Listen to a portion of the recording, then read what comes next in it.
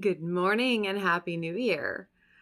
It is a new year, and I think I can speak for many of us, maybe not all of us, but many of us when I say, thank God. Whew, and that is a prayer. I mean, right? We got to love this fresh start. And with a really rough year behind us, it was unsurprising that people were, dusting off their old superstitions and traditions to usher 2020 out and timidly welcome in 2021. I mean, I'm picturing somebody at the door with like a piece of cheese trying to like lure it in like it's a little mouse. Like, come on, it's okay. Come on in 2021. You can come in. It's okay. Get out 2020. Like, there was a lot of that going on this year. And maybe it's this like living in glass houses nature of social media, but I noticed a really huge uptick in the sharing of different ways that people celebrate the new year. And it was fascinating to hear about all of these different traditions that people have. And also maybe it was something that was stirring in our collective subconscious that we needed to find the right combination of actions to perform in order to make this new year more survivable. It was a nod to the sobering fact that many did not make it into the New Year's festivities this year with us. Some of the traditions I learned about this year are regional and not necessarily to my region.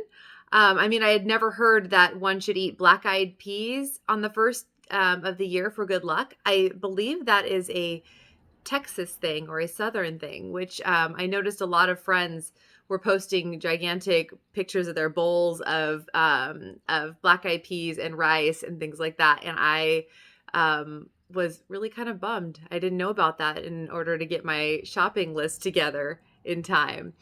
And I also read that one friend chooses a word, or rather lets a word choose her because she is a poet after all. And she likes to see how that word plays out for her each year. Another one likes to physically take a broom and like sweep the old year out of the house. Another tradition that I heard about for the first time is that you shouldn't do any laundry on the first of the year, or you're going to wash a year of good fortune down the drain. I can get behind that one. Another friend likes to make sure that she does something on New Year's Day that sets an intention for the rest of the year. So, like, let's say she wants to be outdoors more often through the year, then she's already arranged to go hiking on January 1st. And now if you're hearing this list and thinking, oh no, I really messed this one up, I didn't do a single one of those things, then I'm going to say this, you are not alone. With no black-eyed peas in my pantry, a load of towels already in the wash, and last year's word that I chose, or that chose me, stinging in the back of my mind, mine was resilient, and I found myself midway through last year wondering why I chose something with so much implied hardship. I really don't know that I was equipped to begin the year on the right foot.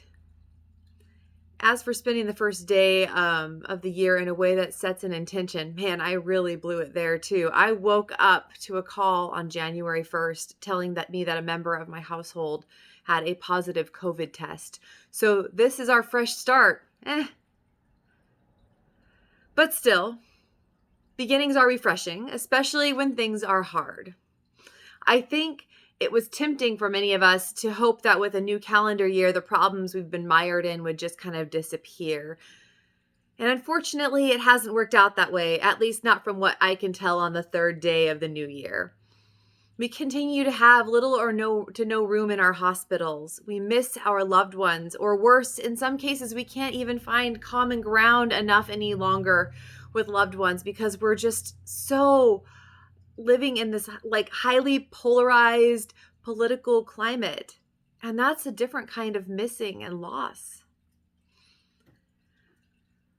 Our readings today speak to our current state of affairs. All of them, if you read them and look at them and kind of work through them with our own lens of where we are in the world today. But the one that really boldly spoke to me on this like new year, third day of the new year, was our gospel reading. In our reading from John, we're offered beginnings, or to be specific, the beginning. In poetry that echoes the poetic verse of the creation in Genesis, John describes the beginning of all things. This is no like new year, new me kind of beginning. This is much bigger than that. In our reading, we hear and read that in the beginning was the Word, and the Word was with God, and the Word was God. Words are powerful things, but can also be used really cheaply and hurtfully or in deliberately falsified ways. When we think of words in our context, this kind of use is really rampant. Even though fake news has reached this point of no return when it comes to like this eye-rollingly overusage in the modern vernacular, it is unfortunately part of our relationship to words these days. In this way, in our world, it's easy to assume words cannot be trusted. But then I think about my friend, the poet, who allows a new word to find her each year as part of her New Year's ritual. Poets rely on words to bring their messages to life. Words must be trusted if we are to allow ourselves to experience the lush landscape of poetic verse. Verse like what we read in John. We are not just confronted with mere words, but with the word, capital W. The word is beyond a string of letters with spaces and punctuation. The word is this expansive before and after. The word is Jesus, but in a more nuanced and flowing way than we can reach just by like slapping a name tag on it and moving on. There's this interplay with God and the word and the light. Our words take on more meaning than something typewritten and something to illuminate with the text. God, the Word, the light, they are all co-creators in the world, and they are different and yet the same. The newness they bring defies all neat and tidy classification. You know who has trouble with things that like really messily refuse to be divided into classes or put into boxes? Humans.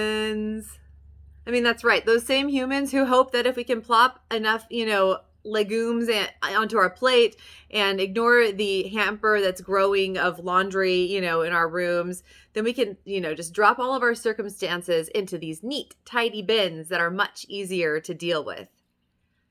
We don't deal well with ambiguity or duality at all. And this isn't a new thing. It hasn't just cropped up as a result of a two-party system and this us versus them thinking that goes along with it that we experience. The book of John was written in about 90 CE. And it was written for a community that was struggling with all of the differing ways that they viewed Jesus. There were these rifts in this community, this like fledgling community, that felt impossible to resolve because some believed that Jesus was divine and they were hanging on to that and that he was the Messiah and therefore he was not fully human. And others believed he was fully human and a teacher, but without divinity. John aims to puncture this super a line down the middle binary thinking, this either or, and show the people that this is a yes and situation. Yes, Jesus is divine, and yes, Jesus is human, and and the thinking in these rigid, divided ways, it's not just an impediment to the full communal life, but it also keeps us from the abundant and expansive nature of God, the Word, capital W, and everything that entails. The creation we read about today is one that invites God closer to us. It moves the nature of God, which is impossible to completely know or fully understand. It moves it out of the ether and into this tangible form. The world did not know its creator. I mean, that's heartbreaking, right? This whole space, this whole planet, this whole universe, everything was created And yet we just had no way of knowing or connecting with something so vast and unknowable. And the world was also kind of too busy looking for one thing or the other and couldn't see God, couldn't see the Word for all of these ways that we think in such rigid little boxes. And they couldn't see the light in everything around them.